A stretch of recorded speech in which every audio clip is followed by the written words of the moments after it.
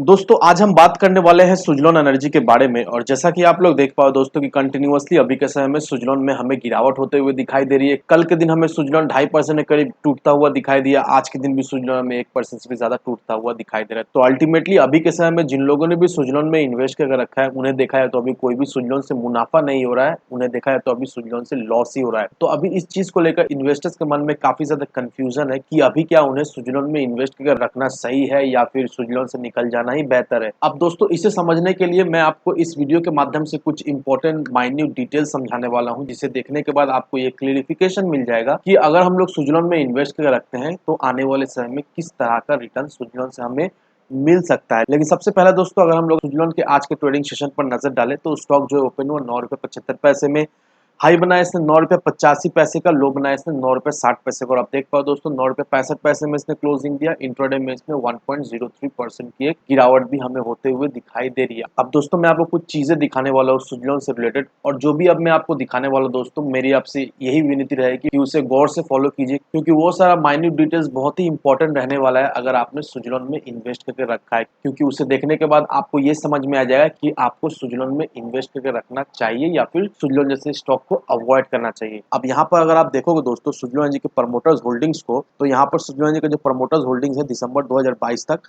वो 14.5% का दिखाई दे रहा है। प्रीवियस क्वार्टर का भी सेम है 14.5%। जून के महीने में 14.92% था। दैट मीन सितंबर में इसका प्रमोटर्स होल्डिंग में कुछ हमें सेलिंग होते हुए दिखाई दी है। लेकिन अगर आप दोस्तों सितंबर के प्रमोटर्स होल्डिंग्स के प्लेज शेयर्स को देखोगे दोस्तों तो वो हमें 100% का दिखाई दे रहा था। लेकिन अभी दिसंबर 2022 का प्लेज शेयर देखोगे दोस्तों वो हमें 80.77% का दिखाई दे रहा है। तो ऑलमोस्ट 20% शेयर जो है वो प्रमोटर्स ने जो गिरवी रखा था वो प्रमोटर्स जो है वो प्लेज से अनप्लेज्ड कर लिया है। यहाँ पर अगर आप देखोगे दोस्तों दिसंबर 2021 का डेटा भी अगर देखोगे दोस्तों तो प्लेज शेयर वो हमें 88.54% का दिखाई दे रहा है। कॉन्स्टेंट 3 क्वार्टर से 88.54% प्लेज्ड हमें दिखाई दे रहा है शेयर्स। फिर सितंबर के महीने में वो 100% हमें होता हुआ दिखाई दिया और दिसंबर के महीने में 80.77% हमें दिखाई दे रहा है। तो अगर एक साल के टाइम फ्रेम का प्लेज्ड हिस्ट्री देखेंगे दोस्तों तो अभी दिसंबर 2022 में 80.77% हमें दिखाई दे रहा है। तो काफी हद तक प्रमोटर्स ने जो प्लेज्ड शेयर है वो अनप्लेज्ड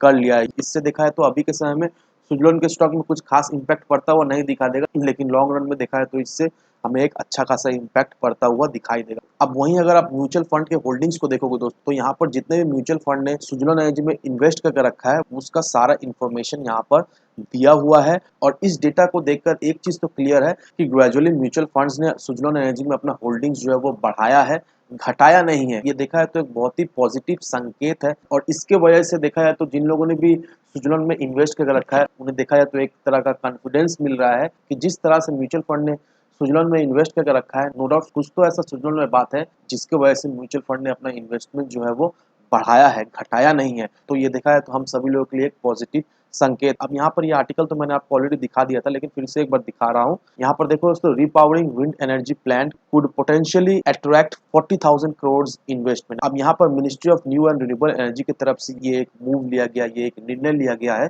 कि जितने भी ओल्ड पावर प्लांट है उसे रीपावर किया जाए। और इस प्रक्रिया में जो इन्वेस्टमेंट आने वाला है वो 40,000 करोड़ का हमें आता हुआ दिखाई देगा। तो ये जो 40,000 करोड़ का जो इन्वेस्टमेंट है ये बहुत ही बड़ा इन्वेस्टमेंट है। जितने पुराने विंड पावर प्लांट्स जो बंद है उसे रीपावरिंग किया जाएगा, उसे फिर से चालू किया जाएगा। और हम लोग सभी अच्छी तरह जानते हैं दोस्तों कि जो विंड पावर प्लांट्स जो बंद थे उसे तो सर्विसिंग लगेगा, वो तो रिपावर करने से डायरेक्ट तो चलना शुरू नहीं होगा ना, उसे तो सर्विसिंग करना पड़ेगा, उसे मेंटेन करना पड़ेगा।